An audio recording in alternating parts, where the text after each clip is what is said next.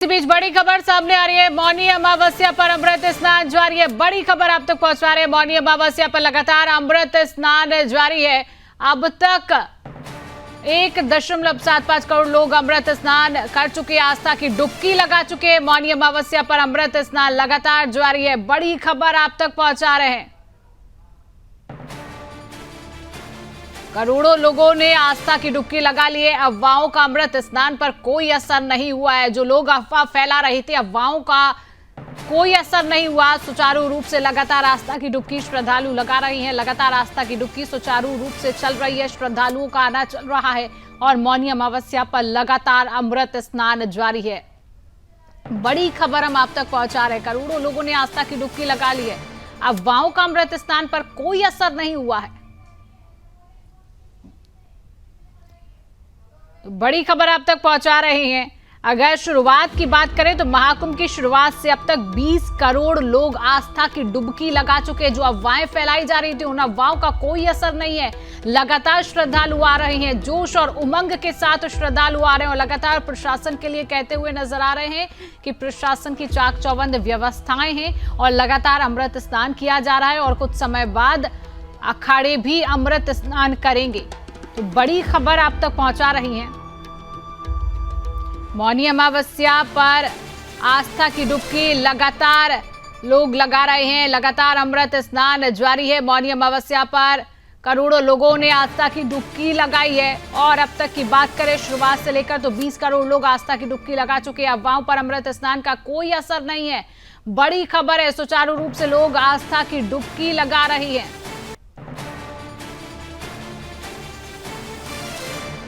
और 2 अफवाहबाजों को पुलिस की हिरासत में भी लिया गया है। श्रद्धालुओं के बीच अफवाहबाजों के शामिल होने की आशंका बताई जा रही है। बड़ी खबर आप तक पहुंचा रहे हैं, जहां पर करोड़ों लोग आस्था की डुबकी लगा चुके हैं। अफवाहों का अमृत स्नान पर कोई असर नहीं देखने को मिला और लगातार श्रद्धालु आ रहे हैं और उसी जोश और उमंग के साथ आस्था की डुबकी लगा रहे हैं और कुछ समय बाद अखाड़े भी स्नान करेंगे। बड़ी खबर है, मौनी अमावस्या पर लगातार अमृत स्नान जारी है।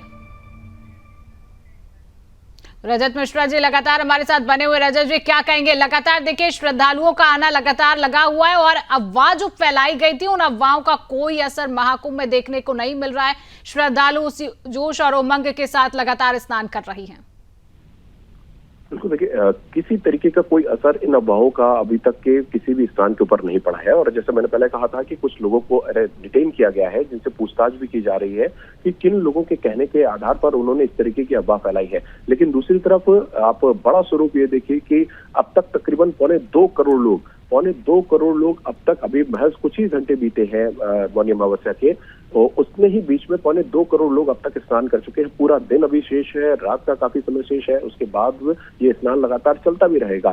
तो जो अनुमान सरकार ने लगाया था कि मौनी अमावस्या पे तकरीबन 6 से 7 करोड़ लोग आस्था की डुबकी लगाएंगे, वो आंकड़ा लग रहा है कि सच साबित होगा और ये अब तक का सबसे बड़ा अब मौनी अमावस्या का स्नान होगा, जिस दिन में एक साथ 6 से 7 करोड़ लोग आस्था की डुबकी लगाएंगे। तकरीबन 20 करोड़ लोग ऐसे हैं जो महाकुंभ की शुरुआत से, मतलब 13 तारीख से लेकर अब तक 20 करोड़ लोग आस्था की डुबकी लगा चुके हैं। तो आप समझिए कि कितनी भारी तादाद में लोग संगम की तरफ आ रहे हैं, प्रयाग की तरफ आ रहे हैं और आस्था की डुबकी लगा के जा रहे हैं। तो जाहिर तौर पर इतनी बड़े लोग, इतनी भारी तादाद में सनातनियों को देखकर कुछ लोगों के पेट में दर्द हो रहा है। कुछ लोग चाह रहे हैं कि किसी भी तरीके से इस पूरे महाकुंभ के आयोजन को खराब किया जाए, किसी तरीके से अफवाह फैलाई जाए, कैजुअलिटीज हो, ताकि ये कहा जाए कि योगी सरकार में एक भगवा वस्त्रधारी व्यक्ति जो वहां पर बैठा था, उसने भी महाकुंभ का आयोजन सफलता से नहीं करवा पाया। तो एक जो धब्बा है, ये इस पूरे आयोजन के ऊपर लगाने की साजिशें की जा रही है और ये साजिशें लगातार की जा रही है, पहले दिन से की जा रही है और उसी के तहत इस तरीके की अफवाह आज भी फैलाई गई।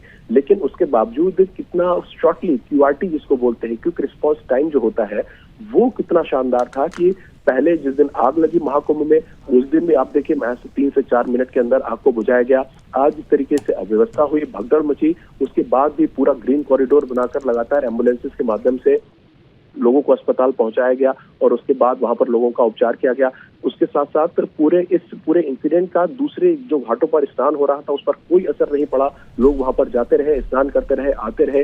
कुछ लोगों को ये भी नहीं पता था कि पास में भगदड़ मच चुकी है। तो किस तरीके से व्यवस्थित तौर पर लोगों को चलाया जाता रहा। तो एक जो मैनेजमेंट है इस पूरे आयोजन का, वो कितना व्यवस्थित तौर पर किया गया है, कितने अच्छे तरीके से इस चीजों को मैनेज किया जा रहा है, ये बार बार इस पूरे आयोजन में हमको देखने को मिल रहा है। तो और यही एक बड़ा कारण है कि लोगों को दिक्कत हो रही है, जो अपनी राजनीतिक दुकानें चला रहे हैं, कि इतने बड़े आयोजन और इतनी भारी तादाद में लोग, जो अनुमान है कि 45 से 47 करोड़ लोग पूरे आयोजन के दौरान महाकुंभ में आएंगे, प्रयाग में आएंगे। तो 45 से 47 करोड़ लोग जब आ रहे हैं एक ही जगह पर, तो निश्चित तौर पर कुछ न कुछ व्यवस्था फैलाने की कोशिशें की जाए, ताकि इस आयोजन को बदनाम किया जा सके, खराब किया जा सके, डेंट लगाया जा सके, ब्लैक स्पॉट लगाया जा सके।